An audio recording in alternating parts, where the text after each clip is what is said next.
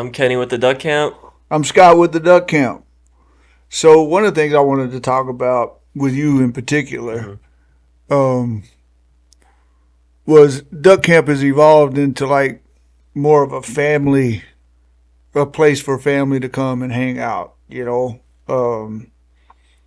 What draws you to be here as much as you are, as far as like the people, the atmosphere. Like, what do you like about Duck Camp?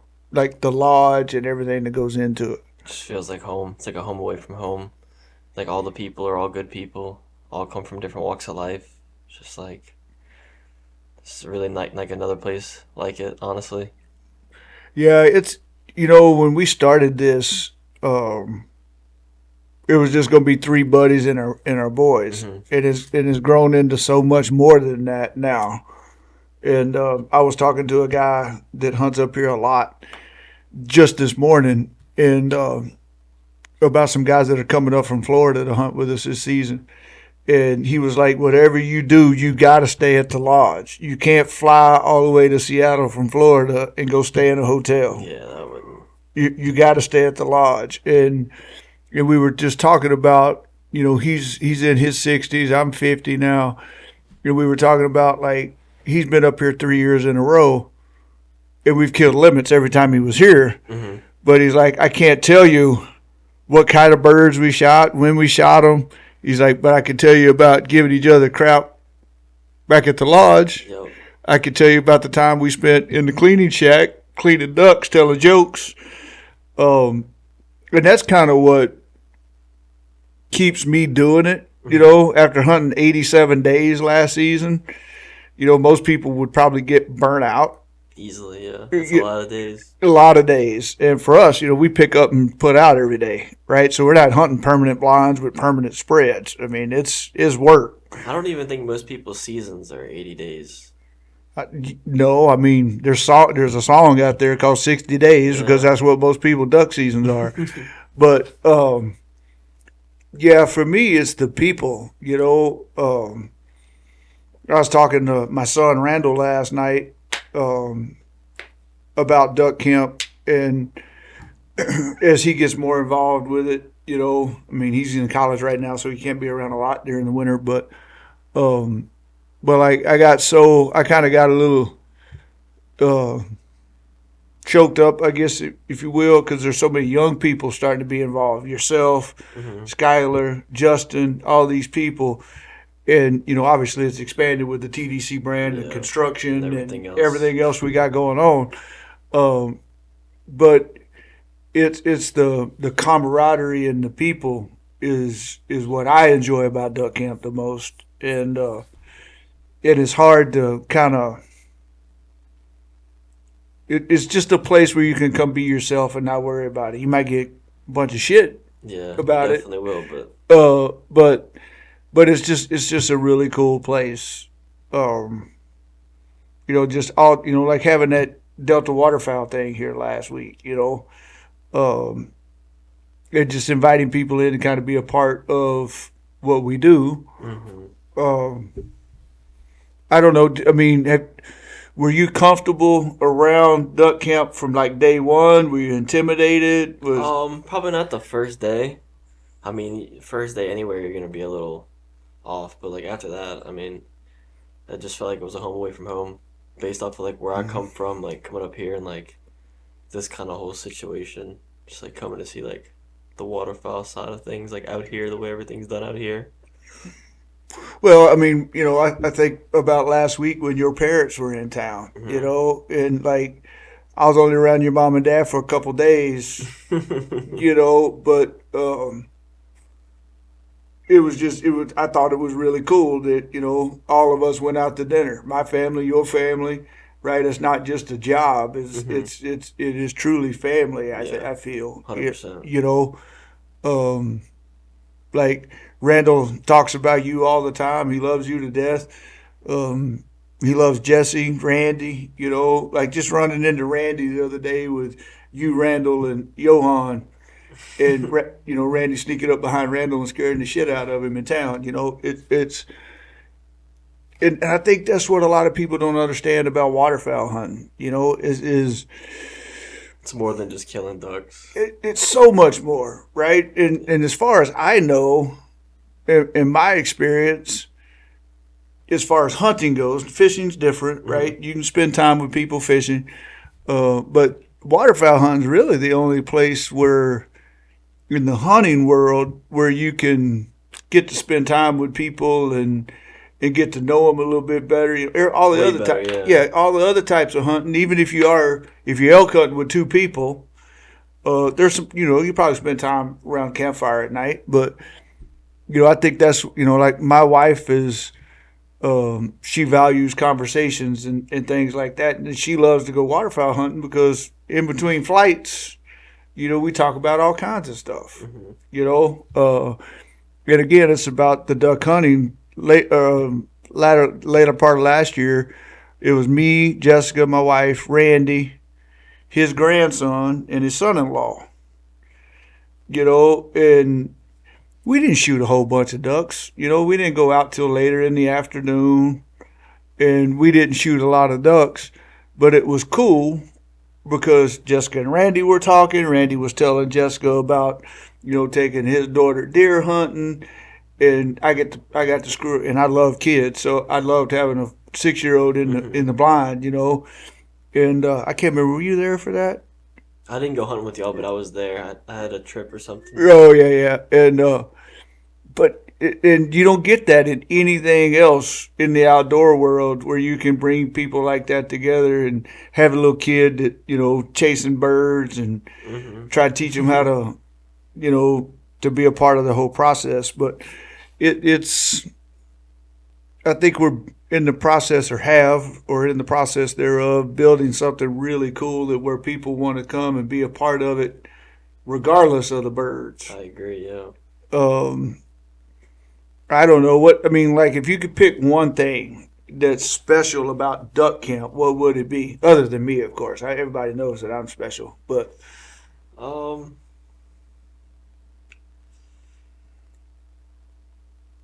one thing that's special about the duck camp,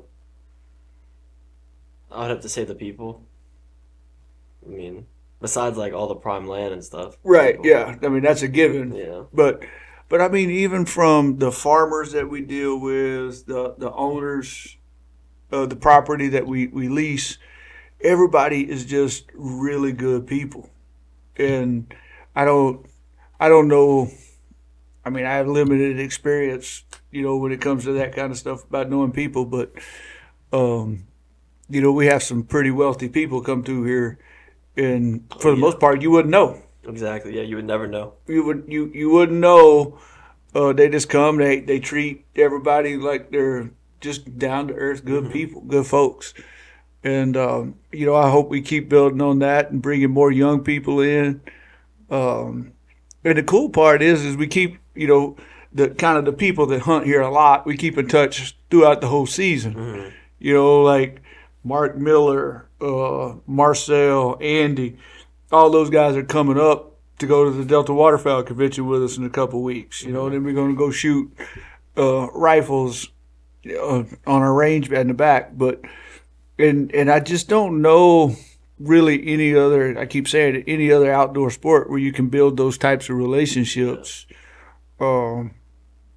Which is sad because in the world we live in today, especially with your generation, and I'm not saying that to mess with you, but like most people don't have personal relationships. Everything's electronic now. Exactly. Everything's done through the phone. Yeah. There's no like going out meeting people. Yeah. It's none of that anymore. It's just right. Yeah. all through the phone. It's and crazy. and so and that's what I like about it. I like being around people.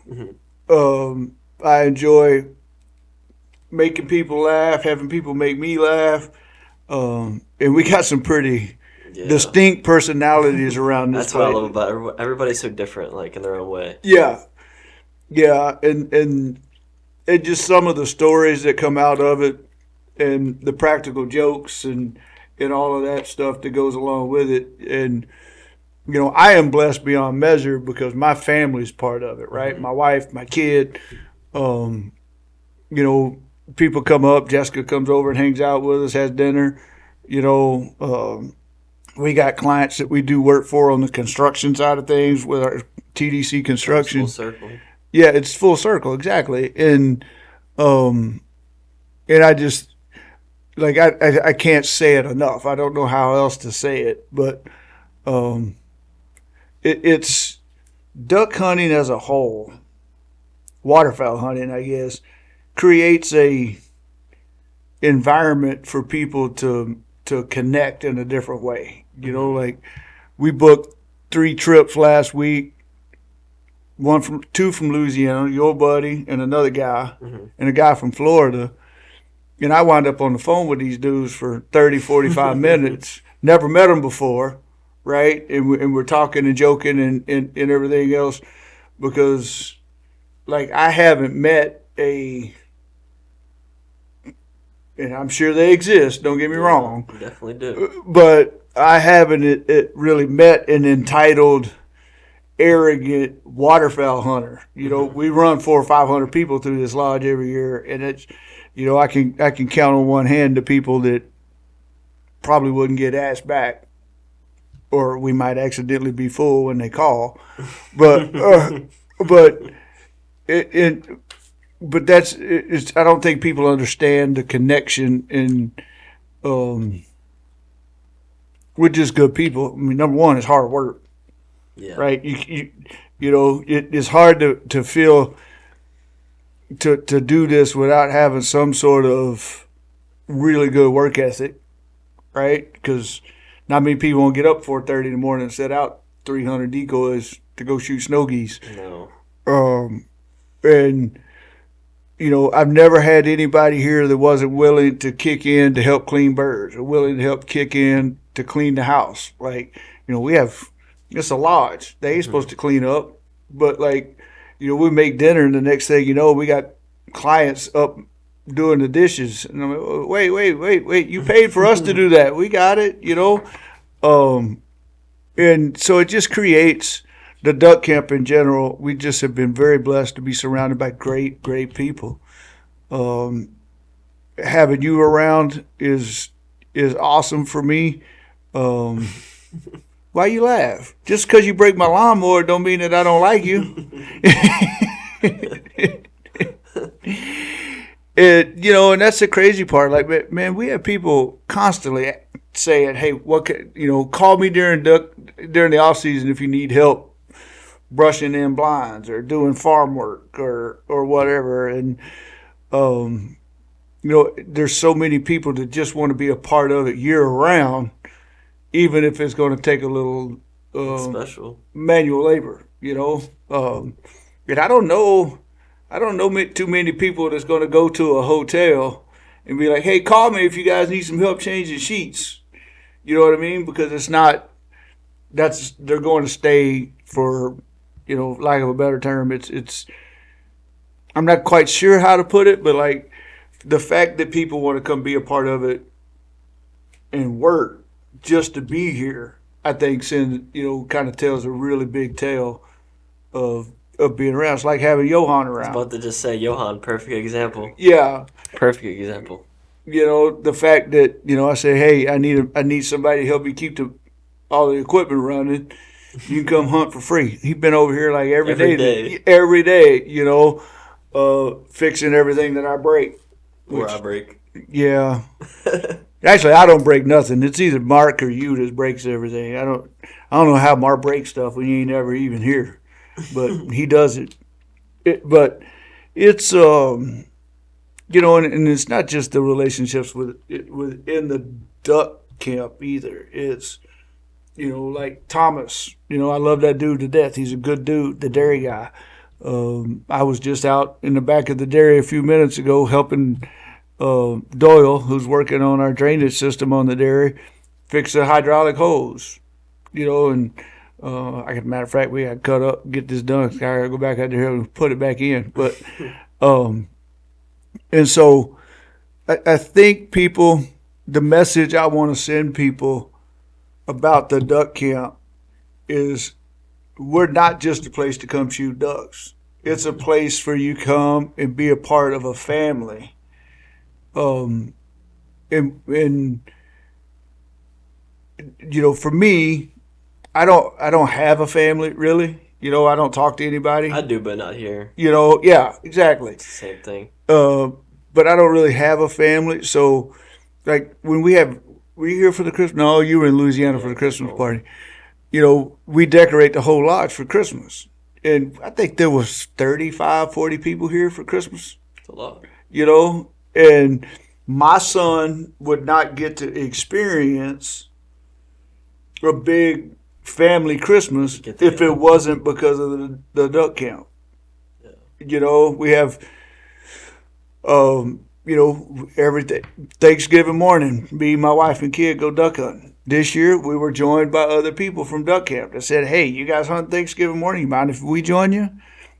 And so we go out and hunt till whatever time the Cowboys are going to play, because I got to watch that. That's, and that's just a cool way to look at things, and like, your parents are coming back in November. I can't wait to take your dad duck hunting. He's excited. And so, yeah, and it's growing quickly, right? Very quickly. Shout out to Dirty's Outerwear. I just met Jason with Dirty's Outerwear, and he's a good dude, and it's crazy how it works. We got a guy that goes to a sportsman show in Oklahoma City who meets a guy from Death to Waterfowl who wants to come out here and go duck hunt. And next thing you know, I'm hooked up with Jason with Dirty's Outerwear, and we're gonna have all his stuff in our pro shop that we're building. And so anyway, we keep going on and on about how special this place is. I just I try. It's hard for me not to get choked up. Number one, because when I started this, I had no idea that it was going to blow up like it did. And so it's pretty humbling, to have people call me. I had people last week, "Hey, so-and-so was out there with you last year," and I'm like, did he hunt with me personally? Did he hunt with one of my other guys? And I think the dudes coming from Louisiana actually hunted with you one day and me another day. And another problem is people call me and they use nicknames, and I don't know their nicknames. So, but it's I'm super glad you're part of it. Number one, and I hope it just keeps growing and we keep building the Duck Camp family, and I hope more people want to come out and be a part of it and get in. We kind of this was supposed to be our first podcast, talking about what we do at Duck Camp, why we do it. But I hope we can get into a good rhythm of doing this and putting more content out there, and and as we go, we'll kind of let it evolve on however it evolves. But well, the planting season's coming up, so we'll have all the content. There's going to be a lot of content for planting season. Yep, I can tell you this: you ain't driving a mechanical machine. We ain't gonna get nothing planted. It's all gonna be broke. But yeah. So and I hope people get to see how much fun we have, and I'm impressed. I didn't say fuck one time till just now, so. It's okay, you can say it. So, and that's the other cool thing, man, is we all start to give each other shit, like, and if you guys watch the podcast long enough, you guys are going to get to know this as we loosen up a little bit maybe on some things. But, like Jesse going out of his way to make me a sweatshirt for Christmas that says ducks, trucks, and fucks on the back of it, because everybody's making fun of me. That's all I ever talk about, And hopefully they don't offend too many people, but it's and I don't know, as we get more content, hopefully we'll put some stuff out about the practical jokes that happen around here. I don't know if we should put something out there of me putting Mark Miller's toothbrush down in front of my pants and sending out a picture to everybody, asking them whose it is. But it's it's fun. It's all wholesome fun, and I think we do a really good job adjusting the atmosphere based on the people that are here. I think we're all pretty good at reading the room. Yeah. Sometimes my filter doesn't always work, but and that's and I'll say this last part about Duck Camp. I was just talking to somebody else about this the other day. As a guy managing this, right? With me managing this, it is one of the reasons why I spend. Somebody asked me the other day, how come you don't let people book straight on our website, right? And how come your prices aren't on the website? And it's really because I want to talk to somebody before they come out here, right? Really explain everything. It's not just that, but I want to get to know them, Yeah. right? Because if they good with crass, dirty joke, who was I talking? I was talking to somebody about this morning. This place is kind of like the blue collar comedy show, right? You got Jeff Foxworthy, Bill Engvall, Larry the Cable Guy, and Ron White. Which one do you think I am? I'm Ron White all the way.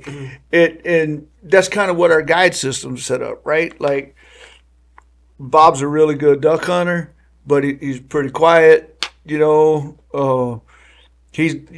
never I've known Bob 25 years. I've never heard him tell a dirty joke ever. Jesse's pretty laid back. You're pretty laid back, and then you got me. So one of the cool things I think that we've created is we got different types of people based on who the clients are, so we can match those clients up to make sure the clients are comfortable. You know what I mean? Like there's some clients I probably shouldn't date unless I just decide to be quiet all day. But and that's I think that just sets us apart, right? We're not a machine, right? I don't want to ever have somebody just go on our website and sign up to come duck hunting. Yeah. It's just It just don't I want to do business with people I know, and I think that's what's super unique, Kenny, is that we've built a crew that kind of is a wide gamut of personalities and a little bit of everything. And we can take the time to get to know our clients before they get here to make sure that they are comfortable when they get here, and they're hunting with people that can make them feel comfortable. And I don't know too many businesses in the outdoor world that think that way. Yeah. I got guys that have rebooked from last year that said, hey, I want to hunt with Bob, or I want to hunt with Kenny, or I want to hunt with you, and Jesse, and it's based on those personalities. So I like the fact that we have the opportunity to do that, right, with the four of us, as far as the guide system goes. And so anyway, next podcast we're gonna do is gonna be about how do you not get asked back to go duck hunting. Yeah, that'll be our next one then.